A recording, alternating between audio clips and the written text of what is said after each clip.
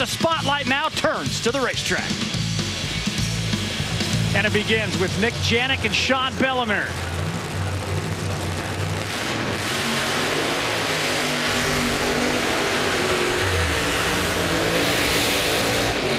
And I know what you're saying to yourself. Nick Januik, who's he? Well, this is his first national event he's qualified for, and he just got his first round win in round one. He is undefeated in national event competition. We'll check in with the stat guy. And Nick comes from Sand Drags, Alan and Dave. He had a race car that was tuned by a guy named Bob DeVore, who most of us know watch our Lucas Oil show. And the race car is an old Frank Manzo car. So it sounds like all the pieces and parts are in place. What's interesting about this matchup, the fact that at the top of the ladder you got Payne and Thompson coming up later.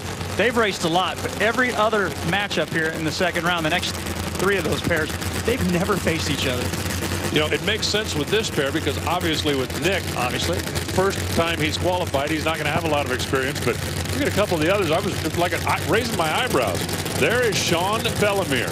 He has been bouncing around a little bit the last couple of years. Now back with the family-owned team, Mastercam. He's an instructor for that Mastercam CAD/CAM software. I don't even know what that stuff is. No, but it's good stuff. We know that. He's got Randy Anderson, a former Winter Nationals winner, helping him out here this weekend. To give you an idea where my computer savvy is, I am not making this up. I bought a new flat screen monitor and it crashed my whole computer. It's in the shop right now as we talk. Well, it's good to have a lawyer on call. It's good to have a doctor on call and somebody that can fix your computers, because I'm with you. They said the mouse and the little wheel died, I think. Who's going to be our first semifinalist? Nick has never lost in national event competition. Can he keep that streak going? Looking good so far, but just clipped the cone. When you hit the cone, that means you cross the center line. You cross the center line, you're DQ'd. He had a better elapsed time. But Sean Bellemeur, just when that black and green car clipped the cone, got the automatic win. That thing had the front end up, very aggressive, and it moved over out of the groove. You could see Nick trying to fight it and fight it. And that is just a kiss. With the header. And it still counts as a DQ.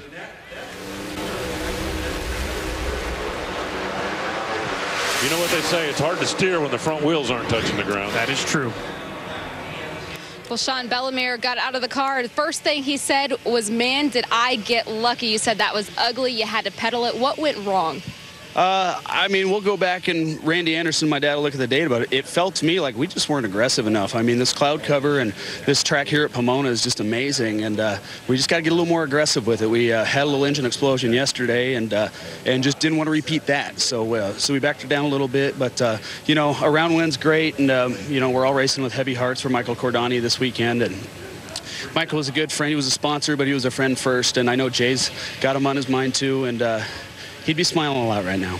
Be smiling, and he'll smile as he's watching you go into the semifinals. Sounds good to me. The Michael Cordani he refers to as the Fire Ice guy, the man who brought that out here, who's a big drag racing supporter. And we're going to miss him at the racetrack. Succumbed to cancer January the 23rd at age 53. Thoughts and prayers to the family and friends